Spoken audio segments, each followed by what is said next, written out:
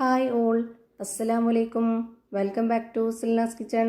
ഇന്നത്തെ റെസിപ്പി ഭയങ്കര വെറൈറ്റി ആയിട്ടുള്ള നല്ല ടേസ്റ്റി ആയിട്ടുള്ള ഒരു അടിപൊളി ബ്രേക്ക്ഫാസ്റ്റിൻ്റെ റെസിപ്പിയാണ്. റവ വെച്ചിട്ടാണ് ഇത് തയ്യാറാക്കി എടുത്തിട്ടുള്ളത്. എത്ര കഴിച്ചാലും മടുപ്പ് വരില്ല. അതുമാത്രമല്ല, നമ്മൾ സാധാരണ ഇതിൽ ഏതൊക്കെ കറികളുടെ കൂടെയാണോ നമുക്ക് കഴിക്കാനായിട്ട് ഇഷ്ടം, ആ ഒരു കറികളുടെ കൂടെയൊക്കെ കഴിക്കാൻ പറ്റുന്ന ഒരു കിടിലൻ ഐറ്റമാണ്. ഇറച്ചിക്കറികളുടെ കൂടെയോ കടലക്കറിയുടെ കൂടെയോ മുട്ടക്കറിയുടെ കൂടെയോ അങ്ങനെ എന്ത് കറികളുടെ കൂടെ വേണമെങ്കിലും ചേരുന്നതാണിത്. നല്ല ടേസ്റ്റാണ്, നല്ല സോഫ്റ്റ് ആണ്. അപ്പോൾ ഇതെങ്ങനെയാണ് തയ്യാറാക്കുന്നതെന്ന് അറിയാനായിട്ട് വീഡിയോ സ്കിപ്പ് ചെയ്യാതെ മുഴുവനായിട്ടൊന്ന് കണ്ടു നോക്കണേ.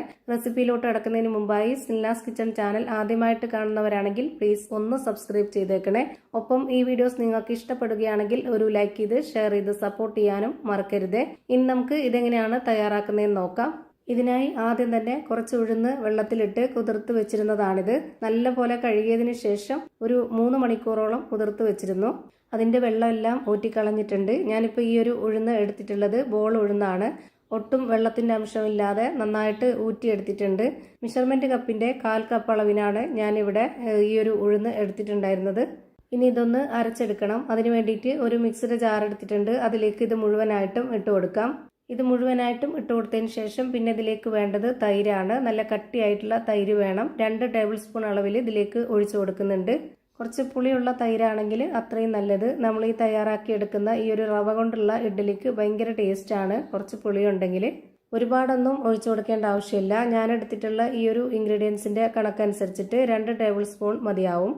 ഇനി ഇതിലേക്ക് 1/2 കപ്പ് അളവിൽ ചോറാണ് ഇട്ട് കൊടുക്കുന്നത്. റേഷനരി ചോറോ സാധാ അരിയുടെ ചോറോ ഏതായിരുന്നാലും ഇതേ അളവിൽ തന്നെ എടുക്കുക. ഇനി ഇതേ കപ്പ് അളവിൽ തന്നെ 1 കപ്പ് വെള്ളം ഒഴിച്ചു കൊടുക്കുന്നുണ്ട്. എന്നിട്ട് ഇത് നന്നായിട്ടൊന്ന് അരച്ചെടുക്കണം.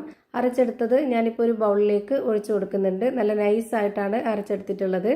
ഇനി അടുത്തതായിട്ട് നമുക്ക് വേണ്ടത് റവയാണ്. വറുത്ത റവയാണ് ഞാൻ എടുത്തിട്ടുള്ളത്. അതുപോലെ തന്നെ വറുത്ത റവ തന്നെ എടുക്കാൻ വേണ്ടി നോക്കുക. 250 ml കപ്പിൻ്റെ അളവിൽ 2 കപ്പ് നിറയെ ഇതിലേക്ക് ഇട്ട് കൊടുക്കുന്നുണ്ട്. ഇനി ഇതിലേക്ക് വേറെ വെള്ളമൊന്നും ഇപ്പോൾ തന്നെ ഒഴിച്ചു കൊടുക്കാതെ ഇത് നന്നായിട്ടൊന്ന് ഇളക്കി യോജിപ്പിച്ച് കൊടുക്കുക. ഘട്ടം ഘട്ടമായിട്ട് ഒഴിച്ചു കൊടുത്താലേ ഇത് കറക്റ്റ് പരുവത്തിൽ കിട്ടുള്ളൂ. ഒന്നിച്ച് ഒഴിച്ചു കൊടുത്താൽ പരുവം തെറ്റിപ്പോവും. ആദ്യം ഇതുപോലെ നന്നായിട്ടൊന്ന് ഇളക്കി യോജിപ്പിച്ച് കൊടുക്കണം. എന്നതിന് ശേഷം മാത്രം നമുക്കിതിലേക്ക് വെള്ളം ഒഴിച്ചു കൊടുക്കാം. ഞാനിവിടെ 1/2 കപ്പ് അളവിൽ ആദ്യം വെള്ളം ഒഴിച്ചു കൊടുക്കുന്നുണ്ട്. എന്നിട്ട് ഇതൊന്നുകൂടി നന്നായിട്ട് ഇളക്കി കൊടുക്കുന്നുണ്ട്. ഇപ്പോൾ ഇതാ ഒന്നുകൂടി നന്നായിട്ട് ഇളക്കി കൊടുത്തു. ഇനി ഇതിലേക്ക് 1 കപ്പ് വെള്ളം കൂടെ ഒഴിച്ചു കൊടുക്കാം. അതായത് മെഷർമെൻറ്റ് കപ്പിൻ്റെ 1/2 കപ്പിനാണ് ഞാനിപ്പോൾ ഇവിടെ 2 കപ്പ് വെള്ളം ഒഴിച്ചു കൊടുത്തിട്ടുള്ളത്. ഇനിയും നമ്മൾ ഇതുപോലെ ഇളക്കി കൊടുത്തതിന് ശേഷം ഇതിൻ്റെ പരുവം കറക്റ്റായോ എന്ന് നോക്കുക. റവ ആയതുകൊണ്ട് തന്നെ ഇത് കുതിർന്ന് വരും. അപ്പോൾ ഇത് ഒന്നുകൂടെ ടൈറ്റായിട്ട് വരും. അങ്ങനെ വരാതിരിക്കാൻ വേണ്ടി കുറച്ചൊന്ന് ലൂസാക്കിയിട്ട് വേണം നമ്മൾ ഇത് വെച്ച് കൊടുക്കാനായിട്ട്.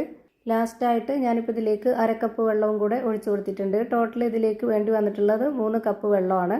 അതായത് മെഷർമെൻറ്റ് കപ്പിൻ്റെ 1/2 കപ്പിന്. ഇനി ഇതൊന്ന് അടച്ചു വെച്ചിട്ട് റെസ്റ്റ് ചെയ്യാനായിട്ട് വെച്ചിരിക്കാം. സാധാരണ ഇഡ്ഡലിക്കൊക്കെ നമ്മൾ മാവ് റെസ്റ്റ് ചെയ്യാനായിട്ട് വെക്കുന്ന പോലെ ഒരു രാത്രി മുഴുവൻ വെക്കണമെന്നുണ്ടെങ്കിൽ അങ്ങനെയും വെക്കാം. ഞാനിവിടെ വെച്ചിരുന്നത് 3.5 മണിക്കൂറാണ് ഞാനിവിടെ വെച്ചിരുന്നത്. അപ്പോൾ തന്നെ നല്ല സോഫ്റ്റായിട്ട് മാവ് കിട്ടിയിട്ടുണ്ട്. അതുപോലെ നമ്മൾ സാധാരണ ഇഡ്ഡലിക്ക് വേണ്ടിയിട്ട് അരച്ച് വെക്കുമ്പോൾ നന്നായിട്ട് പതഞ്ഞ് പൊങ്ങി വരുന്ന പോലെയൊന്നും ഇത് പൊങ്ങി വരുന്നില്ല. അപ്പോൾ ആ ഇഡ്ഡലിക്ക് വേണ്ടി അരച്ച് വെക്കുന്ന ആ ഒരു മാവിൻ്റെ കറക്റ്റ് പരുവത്തിൽ തന്നെയാണ് ഇത് റെഡിയായി കിട്ടിയിട്ടുള്ളത്. ഇനി ഇതിലേക്ക് വെള്ളമൊന്നും ഒഴിച്ചു കൊടുക്കരുത്. ഇനി നമുക്കിതിലേക്ക് ഉപ്പും സോഡാപ്പൊടിയും ഇട്ട് കൊടുക്കാം. അതിനായി ഞാനിവിടെ ആദ്യം ഒരു കയ്യിലെടുത്തിട്ടുണ്ട്. അതിലേക്ക് കുറച്ച് വെള്ളം ഒഴിച്ചു കൊടുത്തതിന് ശേഷം ഒരു നുള്ള് സോഡാപ്പൊടി ഇട്ട് കൊടുത്തു. ഇനി ഇതിലേക്ക് ആവശ്യത്തിനുള്ള ഉപ്പും കൂടെ ഇട്ട് കൊടുത്തതിന് ശേഷം ഈ ഒരു സ്പൂൺ വെച്ച് തന്നെ ഇളക്കി കൊടുക്കുന്നുണ്ട്. ഇനി നമുക്കിത് മാവിലേക്ക് ഒഴിച്ചു കൊടുത്തിട്ട് ഇത് നന്നായിട്ടൊന്ന് ഇളക്കി യോജിപ്പിച്ചെടുക്കാം. ഇപ്പോൾ ഈ ഒരു മാവിൻ്റെ കറക്റ്റ് പരുവം കോരി കാണിച്ചു തരാം. ഇത് കാണുമ്പോൾ തന്നെ നിങ്ങൾക്ക് മനസ്സിലാവുന്നുണ്ടാവും കറക്റ്റ് ഒരു പരുവം. കാണാൻ നല്ല ഭംഗിയായിട്ട് നല്ല ബോൾ ഷേപ്പിലുള്ള അടിപൊളി ഇഡ്ഡലി കിട്ടണമെന്നുണ്ടെങ്കിൽ ബൗളിൽ ഒഴിച്ചു കൊടുത്താൽ മതി. അതായത് കറി ബൗളിൽ ചെറിയ കറി ബൗൾ ഉണ്ടെങ്കിൽ അതൊരു 3-4 എടുത്തിട്ട് അതിലേക്ക് എണ്ണ തടവിയിട്ട് അതിലൊഴിച്ചു കൊടുക്കുക. ഹോളുള്ള അരിപ്പത്തട്ടിൽ വെച്ച് കൊടുത്തിട്ട് അത് ആവിയിൽ വേവിച്ചെടുക്കാവുന്നതാണ്. അപ്പോൾ നല്ല ഭംഗിയുള്ള ഷേപ്പിൽ കിട്ടും. എൻ്റെ ഇവിടെ അങ്ങനത്തെ ഒരു ചെറിയ ബൗൾസ് ഇല്ലാത്തതുകൊണ്ട് ഞാനിവിടെ സാധാരണ ഇഡ്ഡലി തട്ടിലാണ് വേവിച്ചെടുക്കുന്നത്. അപ്പോൾ ഞാൻ അതിനായിട്ട് ഇഡ്ഡലി തട്ടിൽ കുറച്ച് ഓയിലൊന്ന് തടവിയതിന് ശേഷം അതിലേക്ക് മാവ് ഒഴിച്ച് കൊടുത്തിട്ട് ഇതുപോലെ ഇഡ്ഡലി ചെമ്പിൽ ഇറക്കി വെച്ച് കൊടുത്തിട്ട് ആവിയേറ്റി വേവിച്ചെടുക്കുന്നുണ്ട്. ഒരു 20 മിനിറ്റ് സമയമാകുമ്പോഴേക്ക് നമുക്ക് നല്ല സോഫ്റ്റ് ആയിട്ടുള്ള പഞ്ഞ് പോലെ ഒരു അടിപൊളി ഇഡ്ഡലി റെഡിയായി കിട്ടും. വെന്തതിന് ശേഷം ഈ ഒരു ഇഡ്ഡലി തട്ട് പുറത്തോട്ട് എടുത്ത് വെച്ചിട്ട് കുറച്ച് വെള്ളം ഒന്ന് കുടഞ്ഞു കൊടുത്തിട്ടുണ്ട്. എന്നിട്ടാണ് ഇതുപോലെ സ്പൂൺ കൊണ്ട് ഇളക്കിയെടുക്കുന്നത്. അപ്പോൾ പെട്ടെന്ന് തന്നെ ഇളകി കിട്ടും.